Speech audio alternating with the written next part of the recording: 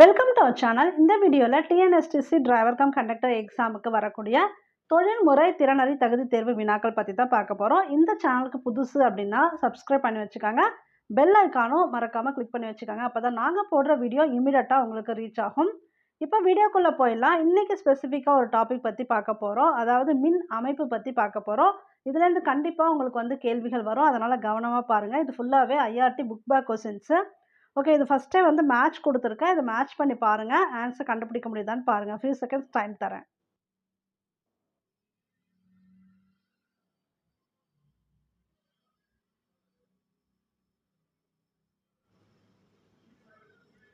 இதற்குரிய விடை இதுதான்.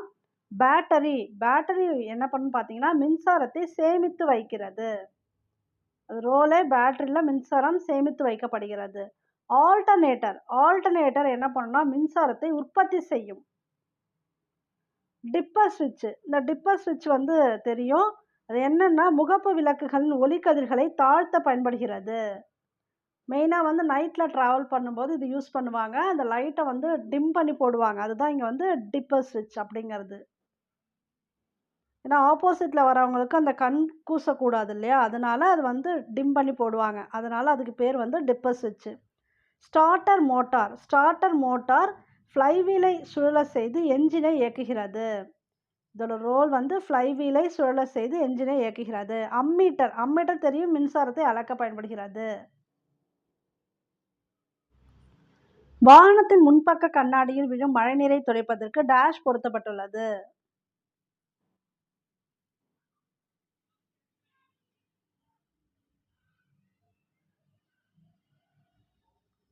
வைப்பர் சுவிட்ச் டேஷ்போர்டில், அதாவது வைப்பர் சுவிட்ச் தான் வாகனத்தோட முன்பக்க கண்ணாடியில் விழும் மழைநீரை துடைப்பதற்கு பயன்படுகிறது. ஆனால் அது எங்கே பொருத்தப்பட்டுள்ளது அப்படி தான் கேள்வி இருக்குது. ஸோ மெயினாக எங்கே பொருத்தப்பட்டுள்ளது அப்படின்னா அந்த சுவிட்சு டேஷ்போர்டில் தான் பொருத்தப்பட்டிருக்கு. வைப்பர் கண்ணாடிக்கு வெளியில் இருக்குது, ஆனால் அதுக்குரிய சுவிட்ச் எங்கே இருக்கும்? டேஷ்போர்டில் இருக்கும். அதான் வைப்பர் சுவிட்ச் டேஷ்போர்டில் பொருத்தப்பட்டுள்ளது. இதான் இதற்கு சரியான விடை.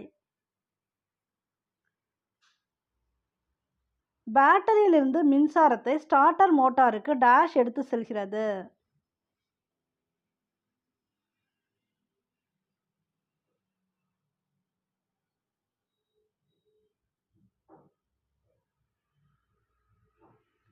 கேபிள்கள். இப்போ பேட்டரியில் மின்சாரம் சேமித்து வைக்கப்படுகிறதுன்னு முன்னாடியே பார்த்துட்டோம். பேட்டரியிலேருந்து மின்சாரம் ஸ்டார்டர் மோட்டாருக்கு போகணும். அங்கே ஸ்டார்டர் மோட்டாருக்கு போனால் தான் நம்மளால் அதை யூஸ் பண்ணிக்கவே முடியும். அப்போ ஸ்டார்டர் மோட்டாருக்கு எது மூலமாக போகுது அப்படின்னு பார்த்தீங்கன்னா கேபிள்கள் மூலமாக தான் இணைக்கப்படுகிறது. மின் சாதனங்களுக்கு தேவையான மின்சாரம் டேஷ் மூலம் செலுத்தப்படுகிறது.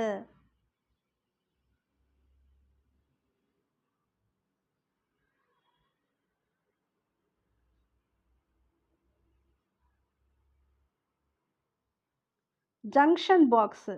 இப்போ ஜங்ஷன் அப்படிங்கிறது என்ன ஒரு மீனிங் வரும்னா பல இடங்கள் கூடக்கூடிய இடம் கூட ஜங்ஷன் அது போல் வரும். இப்போ என்னென்னா மின் சாதனங்களுக்கு போகணும், மின்சாரம் பல இடங்களுக்கு போகணும். ஆனால் அது மெயினாக ஒரு இடத்துல இருந்தால் போகுது. அந்த இடத்துக்கு பேர் தான் ஜங்ஷன் பாக்ஸு. ஸோ இந்த பாக்ஸில் ஃபுல்லாக இப்போ மின்சாரம் இருக்குன்னா மின்சாதனங்களுக்கு தேவையான மின்சாரம் இதன் மூலமாக தான் பல இடங்களுக்கு செலுத்தப்படுகிறது.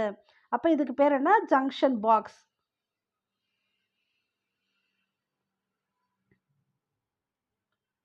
இண்டிகேட்டர் விளக்குகளை விட்டு விட்டு எரிய வைக்க டேஷ் உதவுகிறது.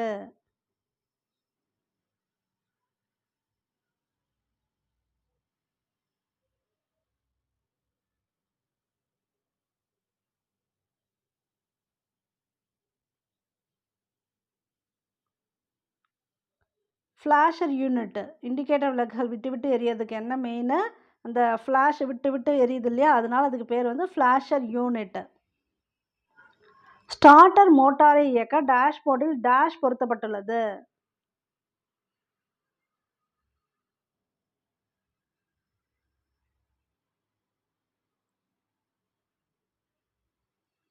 இக்னிஷியன் சுவிட்சு. இது இக்னிஷியன் சுவிட்சுன்னு சொல்லலாம், இல்லைனா ஸ்டார்டர் பட்டன்னு சொல்லலாம். ஸோ இந்த இக்னிஷியன் சுவிட்ச் மூலமாக தான் ஸ்டார்டர் மோட்டார் இயக்கப்படுது. அது எங்கே பொருத்தப்பட்டிருக்கு? இந்த இக்னிஷியன் சுவிட்சு டேஷ்போர்டில் பொருத்தப்பட்டிருக்கு. TNSTC driver cum conductor exam prepare பண்ணுறவங்களுக்கான ஸ்டடி மெட்டீரியல் எங்ககிட்ட அவைலபிளாக இருக்குது. தேவைப்படுறவங்க இந்த நம்பரை காண்டாக்ட் பண்ணி பர்ச்சேஸ் பண்ணிக்காங்க. உங்களுக்கு இந்த ஒரு புக்லேயே பார்த்தீங்கன்னா எல்லா கண்டென்ட்டுமே வந்துரும். தமிழ், பொது அறிவு, கணிதம் இது எல்லாமே ஸ்டாண்டர்டா ஸ்கூல் புக்ஸ்லேருந்து குடுத்துருக்கோம். தொழில்முறை திறனறி தகுதி வினாக்கள் இது எல்லாமே பார்த்தீங்கன்னா, IRD book based questions complete set questions எல்லாமே வந்துரும். ஸோ உங்களுக்கு புக்கு ப்ளஸ் டெஸ்ட் பேட்ச் 2மே தேவை அப்டின்னா, நீங்க எந்த அமௌண்ட் பே பண்ணி வாங்கிக்கலாம். புக் வந்து உங்களுக்கு நாங்க கொரியர் பண்ணிடுவோம். கொரியர் பண்ணிட்டு அன்னைக்கு நைட்டே வந்து உங்களுக்கு ஸ்லிப் அனுப்பிச்சுட்ருவோம். அதனால நீங்க வந்து தயங்காம வாங்கிக்கலாம். பயப்பட வேணாம். அடுத்து புக் உங்ககிட்ட இருக்கு படிக்கிறதுக்கு. டெஸ்ட் பேட்ச் மட்டும் ஜாயின் பண்ணிக்கிறேன் அப்படின்னு நீங்க விருப்பப்பட்டீங்கன்னா, டெஸ்ட் பேட்ச் மட்டும் ஜாயின் பண்ணி நீங்க பயன்பெறலாம். இப்ப டெஸ்ட் பேட்ச் போயிட்டு தான் இருக்கு. உங்களுக்கு ரொம்ப யூஸ்ஃபுல்லா இருக்கும். ரெகுலரா நீங்க இப்ப படிச்சுட்டு டெஸ்ட் எழுதும்போது ஒரு ரிவிஷன் இருக்க மாரி இருக்கும். தேவைன்னா இந்த நம்பர கான்டாக்ட் பண்ணி ஜாயின் பண்ணிக்கங்க. மின் அமைப்புல இருக்கக்கூடிய சில அடிஷனல் கொஸ்டின்ஸ் அதாவது புக் உள்ளேருந்து பார்த்தரலாம். இடிசி சென்சார்கள். இடிசி அப்படின்னா எலக்ட்ரானிக் டீசல் கண்ட்ரோல். இந்த சென்சார்கள் இருக்கிறதுனால வாகனத்துல, இந்த வாகனத்துலேருந்து இந்த நச்சுத்தன்மை இருக்கக்கூடிய புகைலாம் வெளியேறுதுல்ல, அது வந்து குறையுது. அதுக்கப்புறம் எரிபொருளும் பார்த்தீங்கன்னா மிச்சப்படுது. அப்ப மெயினா எரிபொருள் மிச்சப்படுறதுக்கு இந்த இடிசி சென்சார் ரொம்ப யூஸ்ஃபுல்லா இருக்கு. அப்புறம் வயர்ஸ் வந்து எதுக்கு யூஸ் ஆகும் அப்படின்னா, வாகனத்தோட பல்வேறு மின் சாதனங்களுக்கு இப்ப மின்சார இணைப்பு போகணும். அந்த மின்சார இணைப்பு போகணும் அப்படின்னா, அதுக்கு மெயினா வயர் தேவை. இப்ப கேபிள் வந்து ஸ்டார்ட்டர் மோட்டாரையும், அதுக்கப்புறம் பேட்டரியும் இணைக்குதுன்னு படிச்சோம். இப்ப ஆனா சின்ன சின்ன பாயிண்ட்டுக்கும் வந்து கனெக்ஷன் போகணும் அப்படின்னா, அந்த இணைப்புக்கு மெயினா என்ன யூஸ் ஆகுது அப்படின்னா, வயர்கள் உபயோகிக்கப்படுகின்றன. இப்ப இது 2ம் முக்கியமா தெரிஞ்சுக்கங்க. ரூட் போர்ட் லைட் ஸ்விட்ச். ரூட் போர்ட் அப்படிங்கிறது இதுதான். இங்க இருக்கு பாருங்க இந்த பிக்சரு. இப்ப நைட்ல பார்த்தீங்கன்னா, டிஸ்டன்ஸ்லேருந்து ஓரளவுக்கு பார்க்கும்போதே நம்மளால அது எந்த ரூட் போகுது வாகனம் அப்படின்னு கண்டுபிடிக்க முடியும். ஏன்னா, இப்பலாம் பார்த்தீங்கன்னா, ஃப்ரண்ட்லயும் சரி, பேக்லயும் சரி, அந்த எல்இடி லைட்ல போயிட்டே இருக்கும். எந்த ஊர் போகுது அப்படிங்கிறது. இப்ப வந்து அட்வான்ஸ்டா ஆயிடுச்சு இல்லையா? அத வச்சு நம்ம ஈஸியா கண்டுபிடிச்சிடலாம்.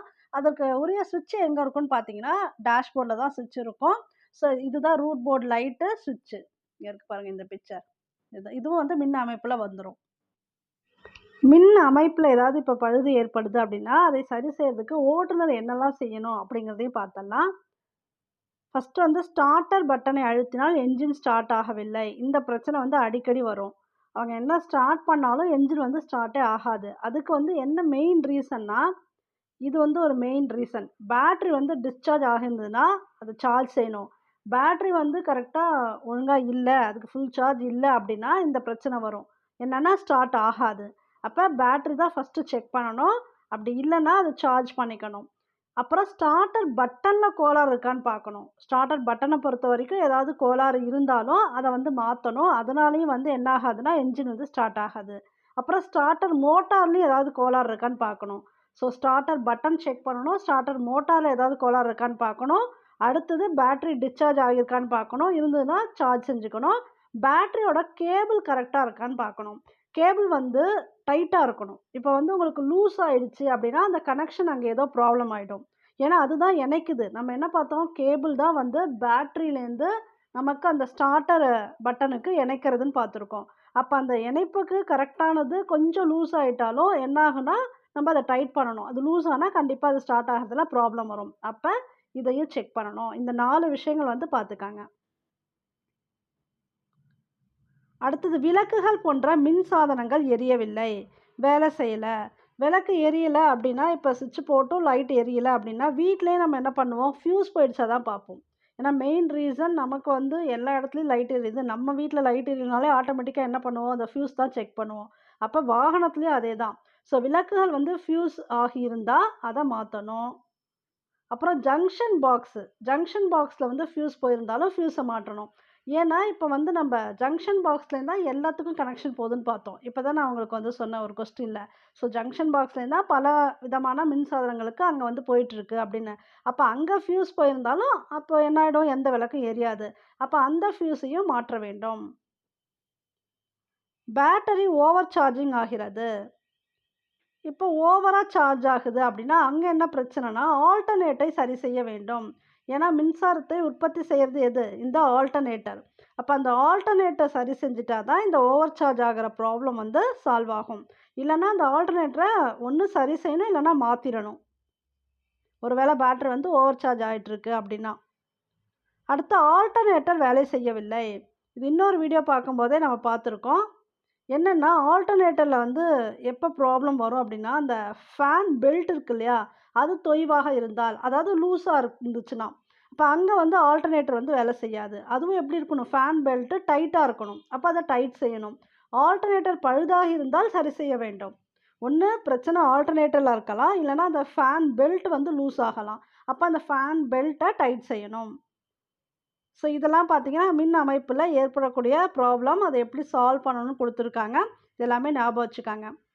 இந்த வீடியோ பிடிச்சிருந்ததுன்னா, லைக் பண்ணுங்க, ஷேர் பண்ணுங்க, கமெண்ட் பண்ணுங்க. இந்த சேனலுக்கு புதுசு அப்டின்னா, மறக்காம சப்ஸ்கிரைப் பண்ணி வச்சுக்கங்க. பெல் ஐகானும் கிளிக் பண்ணி வச்சுக்கங்க. அப்பதான் நாங்க போடுற வீடியோ இம்மீடியட்டா உங்களுக்கு ரீச் ஆகும். ஓகே. தேங்க் யூ ஃபார் வாட்சிங்.